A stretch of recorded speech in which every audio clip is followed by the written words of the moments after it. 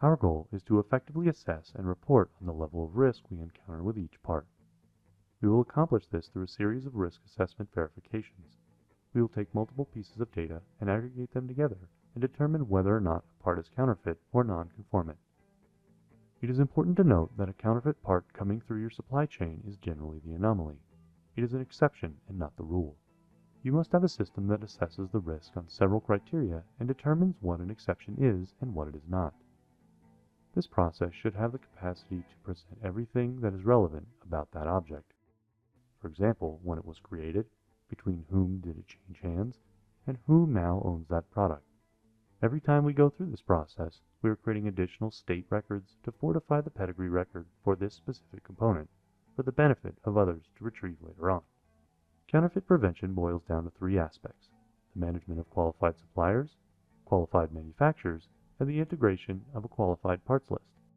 Much of this relies upon the human eye to check for adverse information via visual inspection. Fujitsu's process is very closely aligned with the industry standard AS5553, the management and tracking of electronic parts. This process for management and supply chain is our best basis for constructing an e-pedigree and is designed to manage risk and meet a subset of tenets within these standards. Our authentication scenario begins with the received parts being placed on the authentication shelf. The part procurement screen automatically updates the status from received to pending authentication. As soon as the parts hit the pending authentication shelf, our procurement specialist, Trevor Phillips, receives a status alert on his procurement dashboard. The application shows 3 items currently in a state of awaiting authentication. Trevor taps to inspect the first item, a set of bolts. First, packages arriving from trusted suppliers should conform to packaging certifications, with all materials and labels being in line with supplier expectations. Second, each package arriving from a trusted supplier should be secured with tamper-evident sealant. Third, we require a valid certificate of authentication. The next gate requires not only an electronic scan of the part, but also a visual scan as well. Though it may seem a bit simplistic at first, the visual inspection is an effective tool in determining counterfeit or non-conforming parts. The final e-pedigree step, product markings, gives us an excellent opportunity to provide visibility into the concept of federal supply classes. Each item within the global supply chain is associated with a grouping called a federal supply class. Federal supply classes are used to group products into logical families for management purposes.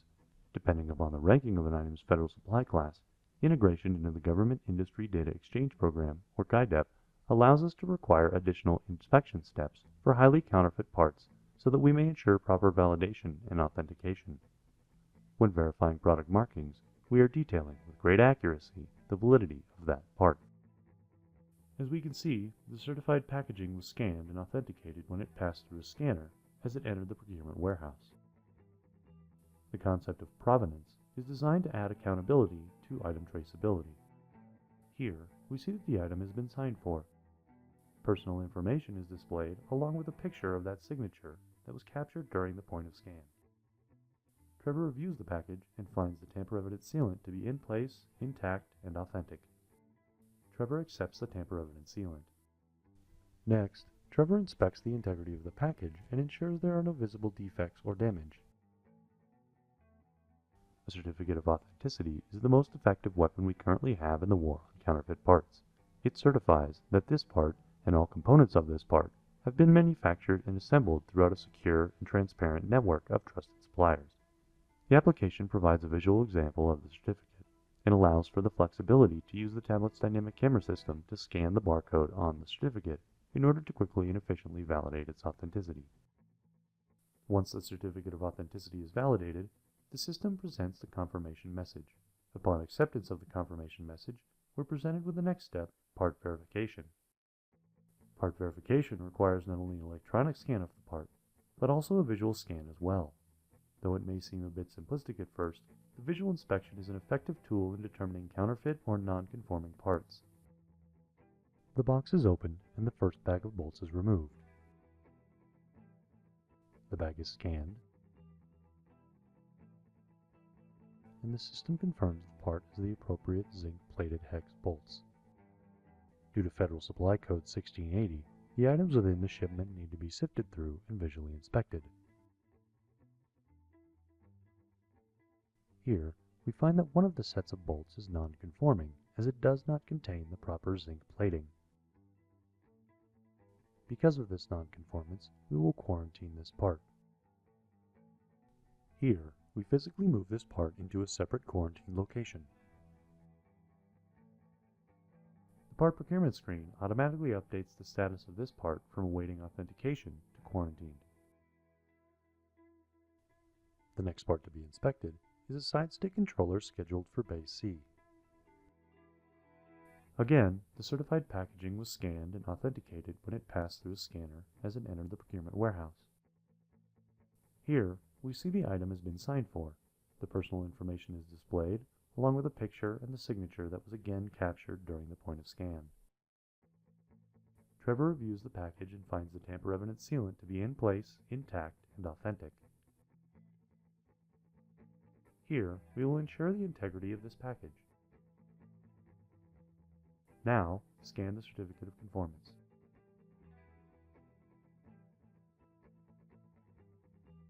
Once the certificate of authenticity has been validated, the system presents a confirmation message. Part verification requires not only an electronic scan of the part, but also a visual scan as well. The part contains an ECC 200 formatted barcode and needs to be scanned in order to validate that this part is authentic. The system displays a warning message stating that the barcode on the part is non-conforming. Rather than the expected ECC 200 format, the system scanned a 2D QR code formatted barcode instead. Due to this exception, the part is non-conformant. The part will need to be quarantined immediately, and further investigation will need to be enacted in order to release the part. Here, we physically move this part into a separate quarantine location. The part procurement screen automatically updates the status of this part from awaiting authentication to quarantined. Now, we'll inspect the side stick controller for Bay A. Again, the certified packaging was scanned and authenticated when it passed through the scanner as it entered the procurement warehouse. Here, we see that the item has been signed for. The personal information is displayed along with the picture and the signature that was captured during the point of scan. Trevor reviews the package and finds the tamper evident sealant to be in place, intact, and authentic. Here, we verify the integrity of this package. Now we scan the certificate of conformance. Our certificate of conformance has indeed been validated. The system presents a confirmation message. Again, we'll utilize the fixed barcode scanner to scan this part.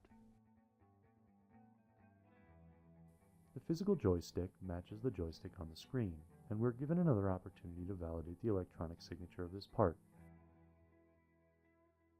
We are provided an interactive 3D model of this specific part and asked to perform further validation based upon a series of product markings that pertain only to this instance of this specific part. We're given the ability to see a 360-degree view of this part. By tapping on each of the product markings, we're able to validate the physical fingerprint of this part and match it against the existing record within the system. We match the ribbon finish. We identify specific product markings that were applied during the manufacturing process. We validate a subset of imperfections that were caused during the handling of installation, usage, and removal throughout the life cycle of this part. We have now completed the additional steps required by the Federal Supply Class coding system, and we are ready to authenticate. Here is an instance where we received a part from a trusted supplier, used the Trusted Shipping Authority, received a certified package with a tamper-evident sealant intact, contained a valid certificate of conformance, a valid digital signature, a cursory visual inspection, and valid product markings. However, upon a second look, our gut tells us that something is off. It appears as though the 8-way point of view hat switch is a different color, and we decide to quarantine this part. Here, we physically move this part into a separate quarantine location. The The part procurement screen automatically updates the status of this part from awaiting authentication to quarantined. From an architectural standpoint, our inspection is supported by our internal ePedigree inspection system. We begin by referencing the Federal Supply Code list to obtain the appropriate Federal Supply Code representing that item at hand. We then integrate with our internal ePedigree inspection system to manage the inspection process. This information will be updated in our warehouse management system, and the part will become authenticated. That's all for now. We hope you enjoyed this video, and we'd like to invite you to round out your education by viewing the remaining videos in this series. On behalf of Fujitsu Global Defense, we'd like to thank you for your time and have a nice day.